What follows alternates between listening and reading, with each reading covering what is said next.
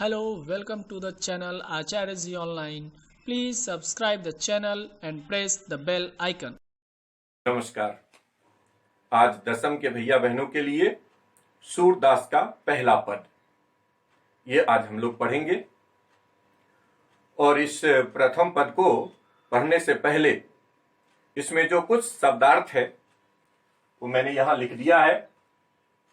बड़भागी अर्थात बड़े भाग्य वाले, भाग्यवान।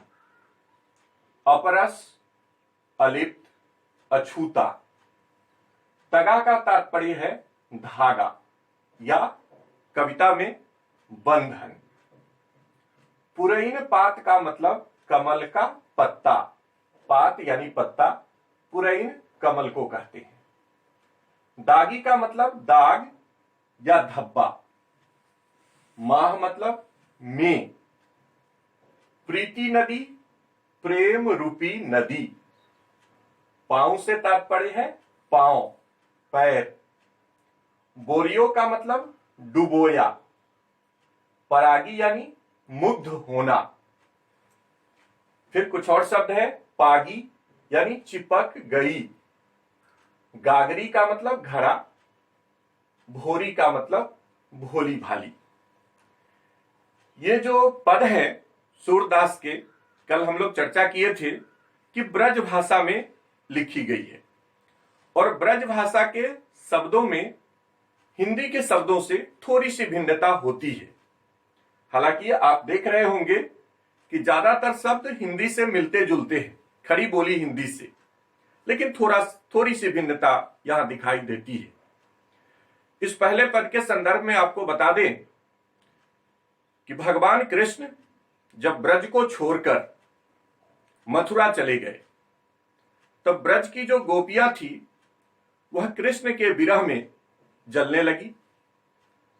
उनकी उस विरहाग्नि को देखकर भगवान कृष्ण ने अपने परम सखा उद्धव को गोपियों के पास अपना संदेश लेकर भेजा। उद्धव ज्ञान मार्गी थे और ब्रज की गोपियां प्रेम मार्गी थी।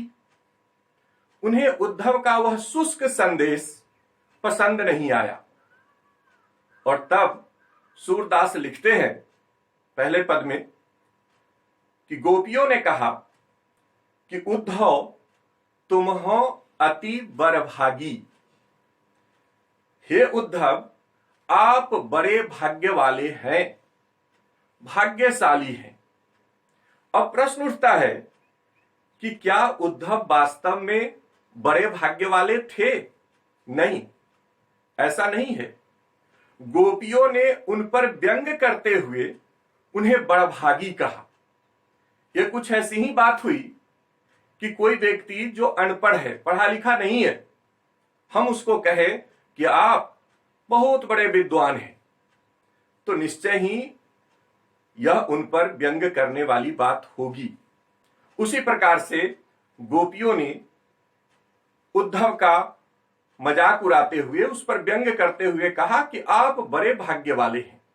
उद्धव तुम हो अति बड़भागी। अति यहां विशेषण है, तो बड़े भाग्य वाले हो।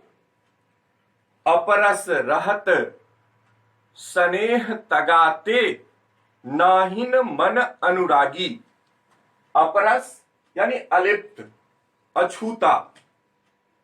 किससे अछूता, किससे अलिप्त?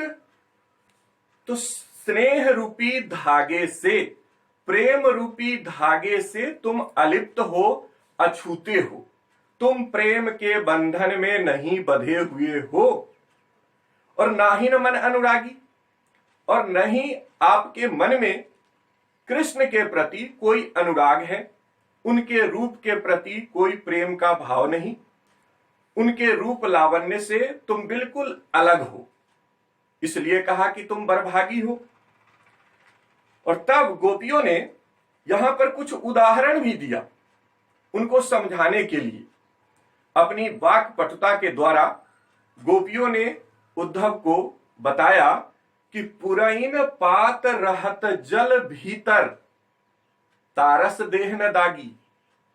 कमल के पत्ते जो जल में रहते हैं, हमेशा जल में रहते, लेकिन उन पर जल का कोई प्रभाव नहीं पड़ता, उसके शरीर पर यानी उस पत्ते पर पानी का कोई दाग नहीं बनता है।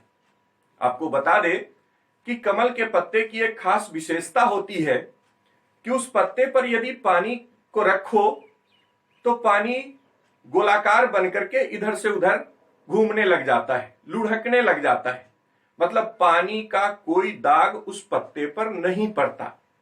गोपियों ने कहा कि आपकी स्थिति वैसी ही है, जैसे कमल का पत्ता जल में रहकर भी जल से अछूता रहता है, ठीक उसी प्रकार आप कृष्ण के इतने निकट रह के भी उनके रूप लावण्य से, उनके प्रेम से आप अछूते हैं।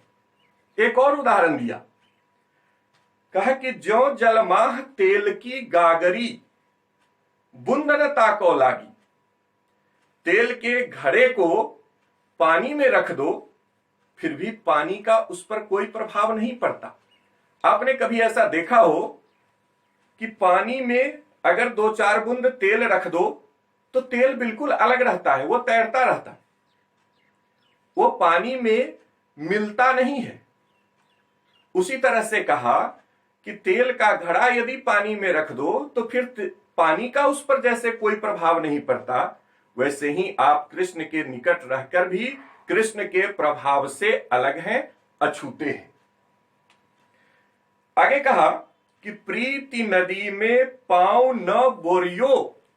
पांव यानी पांव, ये ब्रज का शब्द है पांव, हिंदी में खरी बोली में हम लोग कहते हैं पांव। प्रीति नदी, प्रेम रूपी नदी। तो कहा कि प्रेम रूपी नदी में आपने कभी अपना पांव डुबाया ही नहीं। प्रीति नदी में पांव न बोरियो, बोरना यानी डुबाना। आपने कभी प्रेम रूपी नदी में अपना पांव डुबाया ही नहीं।